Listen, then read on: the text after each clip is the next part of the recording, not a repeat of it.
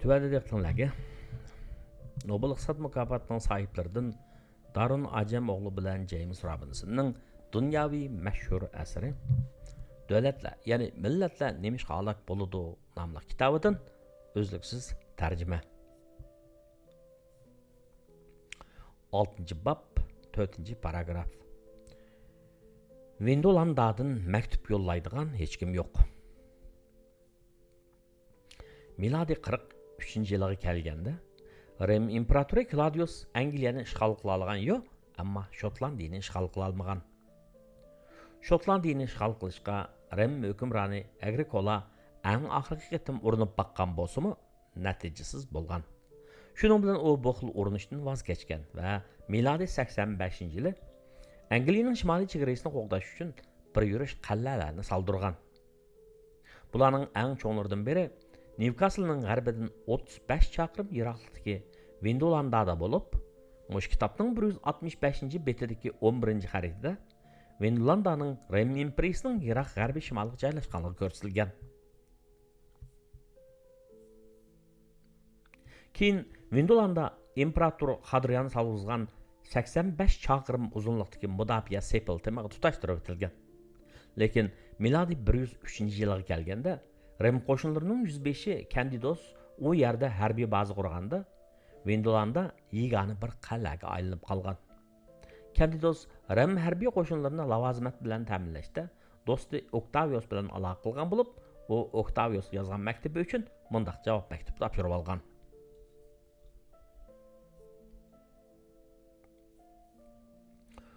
Octavius'tan uning qarindoshi Candidosga salom. Men sana bir necha qitim maktub yo'llab, o'zimning 5000 modi, ya'ni modi qadim Rimdagi ochliqni o'lchashtiradigan seg'im o'lchami bo'lib, bir modi 8,73 litrga teng.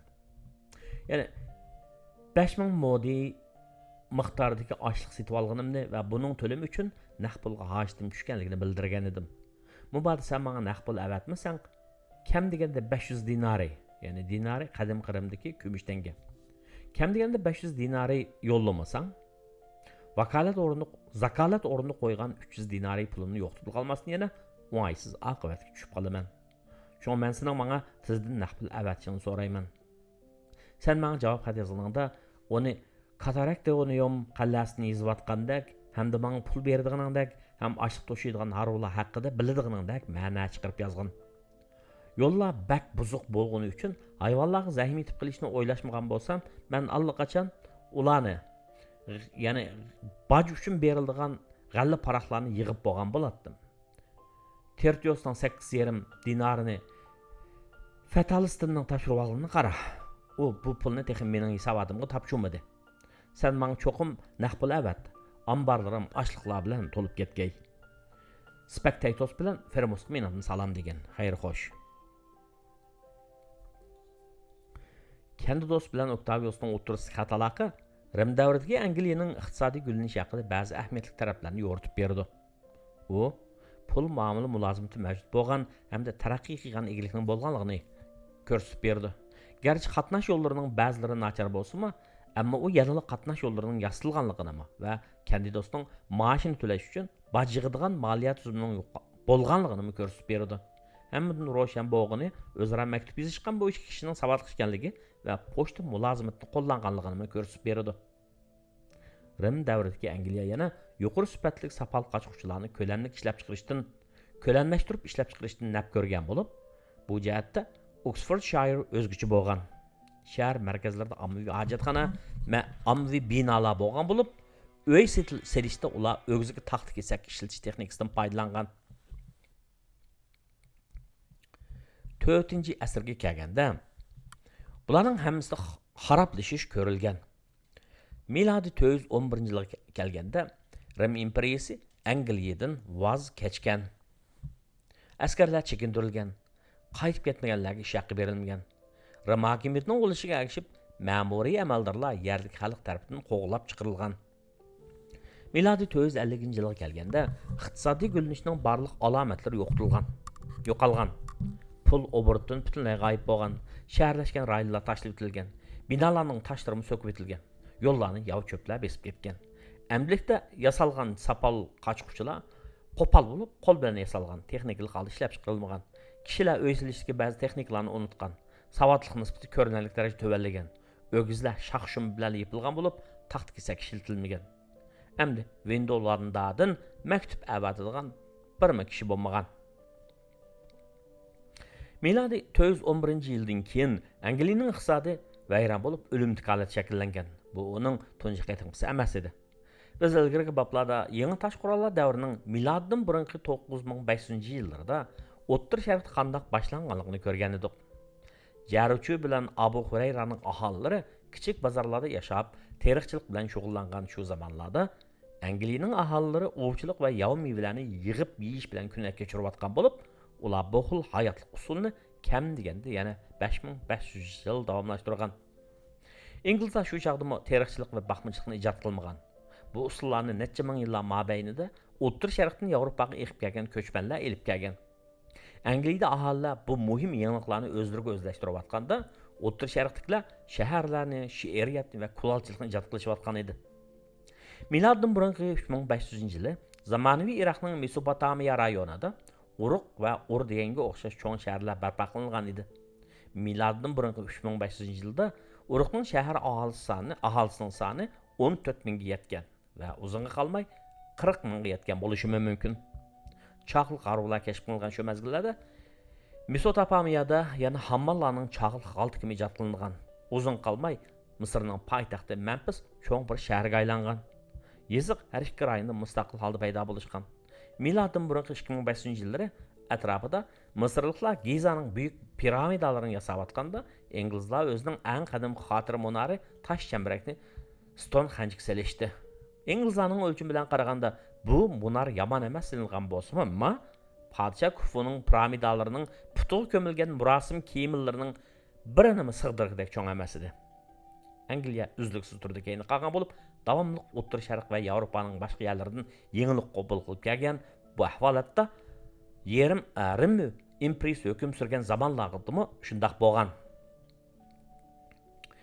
Ashundaq tilga og'dak tarixning bo'lmasligiga baxmay, hammani o'z ichiga oladigan jamiyat Angliyada paydo bo'lgan va sanoat inqilobining tavallud bo'lishiga yo'l ochgan. Biz ilgirki mazmunlarda, ya'ni bu kitobning 102-betidan 113-betigacha bo'lgan qismida bu xil aslatning bir yurish kichik bo'lgan muassasalar farqi bilan tarixning xalqlik baytlarining o'zaro bir-biriga ta'sir ko'rsatgandan bo'lganligini so'zlagan edik. Masalan, qora o'lim tragediyasining yuz berishi va Amerika qit'asining bayqilishidek. İngilizlarning taraqqiyot jihatdagi ayrilishining, ya'ni o'zab ketishining tarixiy yildizi bor bo'lib, Windows'lardan chiqargan xulosa bu yildizning unchalar cho'nqir emasligini ham tarixiy yo'sinda oldin belgilanmaganligini imo qiladi. Bu yildiz yangi tosh qurollar davrida ko'milgani yo'q va hatto Rim imperiyasining zo'ravonligi hukm surgan davrlarda bo'lmagan.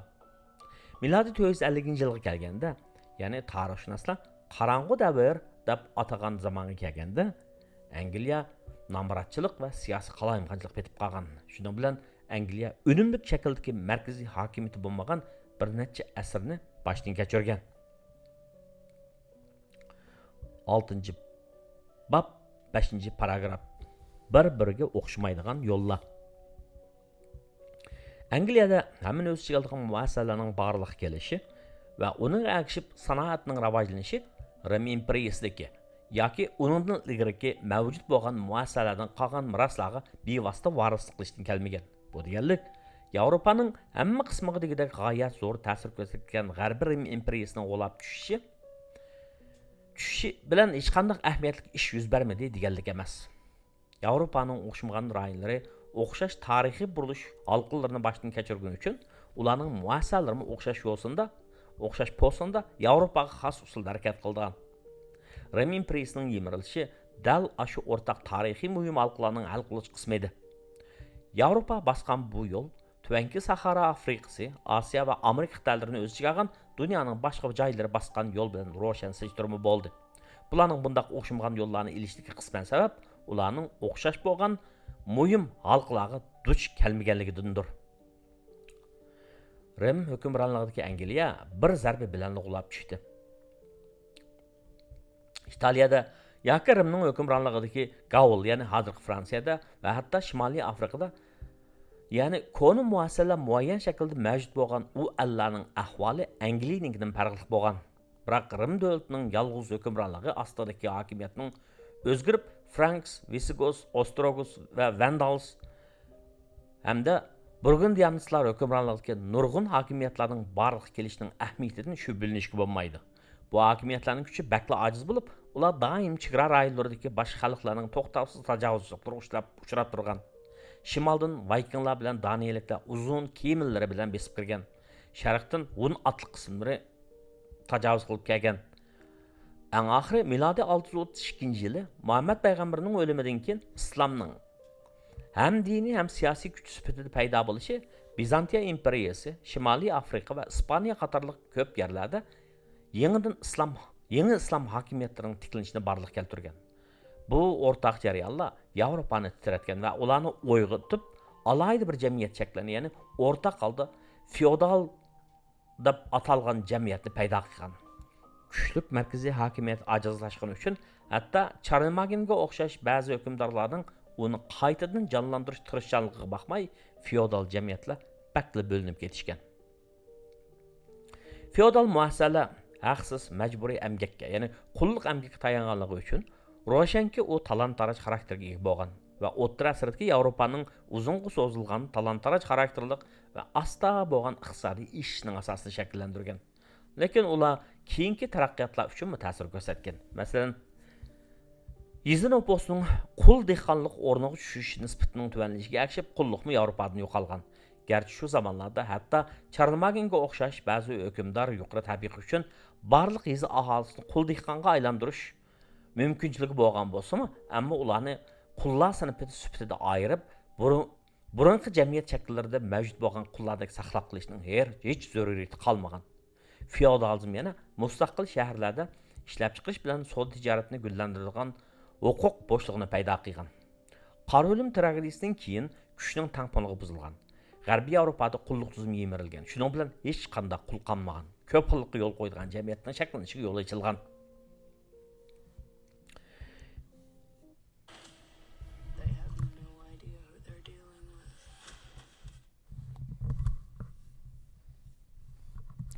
Feodallik jamiyatni barliq keltirgan hal qilish tarixiy xalqlar o'zguchi bo'lsa-mu, ammo u butunlay Yevropa bilan cheklanmagan. Zamonaviy Afrikadagi Etiopiya davlati buning selishtirg'ili bo'ladi. Etiopiya davlati milodidan burungi 400-yili bu davlatning shimolida qurilgan Aksum podshohligidan taraqqiy qilgan. U davrga selishtirganda Aksum podshohligi nisbatan ilg'or bo'lib, Hindiston, Arabiya, Gretsiya va Rim imperiyasi bilan xalqaro savdo tijoratni ilib borgan. Uni nurg'un jihatdan mushu mazgildagi Sharqiy Rim imperiyasi bilan selishtirg'ilimi bo'ladi. Bu podshohlik pul ishlatgan. Ommaviy xotir saroylarni va yo'llarni sog'an. O'xshib ketgan texnikani qo'llangan. Masalan, yezigiligi va to'sh qatnashi jihati shunday bo'lgan.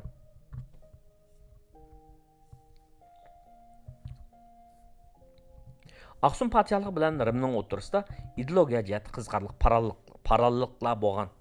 Milodiy 312-yilda Rim imperatori Konstantin xristian diniga kirgan. Xuddi shu vaqtda Aksumning podshohi Izana xristian diniga kirgandek.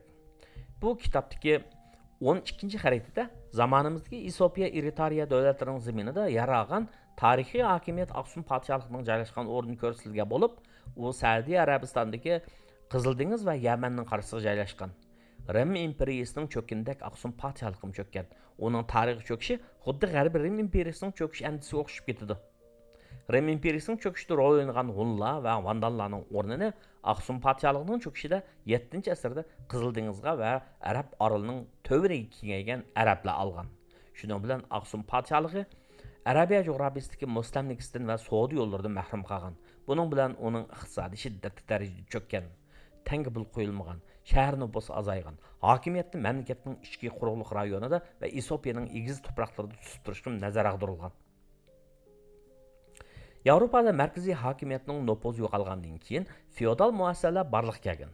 O'xshash narsa Etiopiyada ham barliq kelgan bo'lib, imperatorning yer zaminni hadiya qilishdek galat deb atilgan tuzum asosida yuz bergan. Bu muassasa 13-asrga aloqador putuklar tilga ilingan bo'lib, balkim uningdan burun boshlangan bo'lishi mumkin. Galt degan bu ibora amxarikcha so'zdan kelib chiqqan bo'lib, uning ma'nosi u yerni bo'lib badi degan ma'noni bildirdi. Bu galtga erishishning yer zaminga ega bo'lish badliga imperator xizmat qilishini, bo'libmi harbiy vazifa o'tashda o'zaro almashtirishni ko'rsatdi. O'z navbatida galt egillarining yerlarini teriydiganlardan g'alla paraq yig'ish huquqi bo'lgan. Har xil tarixiy manbalar shu zamonlarda galt egillarining dehqonlarning tergan yerlardan olgan yezgilik o'sirlarining yerimini va hatto 4dan 3 qismini talab ilib olganligini qayd qiladi. Bu tuzum Yevropa feodalizmiga ko'rinarli darajada o'xshab ketgan bo'lib, mustaqil yo'lni taraqqiy qilgan hamda balkim texmi ko'p talon-taroj xarakterga ega bo'lgan. Angliyada feodalizm yuqori pallaga yetganda qul dehqonlar bakmi eg'ir talon-tarojga uchramagan bo'lsa-mu, lekin yanla har xil shaklda yerdan olgan o'slining taxminan yerimini degidak xo'jayinlarga topshirgan. Lekin Etiyopiyadagi ahvol Afrikadagi vakillik ahvol bo'lmagan. Boshqa yerlarda qulluq tuzumining o'rnini qul dehqonlik tuzum olmagan. Afrikadagi qulluq tuzumi va bu tuzumni qo'llagan muassasalar nurg'un asr davomlashgan. Hatto Etiopiyaning oxir tanlagan yo'li boshqacha bo'lgan. 7-asrdan keyin Etiopiya Sharqiy Afrikaning tog'liqlarida bekik holatda turib qilib, Yevropadagi muassasalarning tanlashiga ta'sir ko'rsatgan jarayonlardan, ya'ni Amerika qit'asining boy qilishidan keyin kengaygan Atlantik savdosi va podshohlar qo'yilgan chekli bilan hamda yangidan bino bo'lgan shaharlardan bexabar qilgan. Natijada uning mutlaqiyatchi muassasalariga qarata hech qanday raqobat va xiris mavjud bo'lmagan.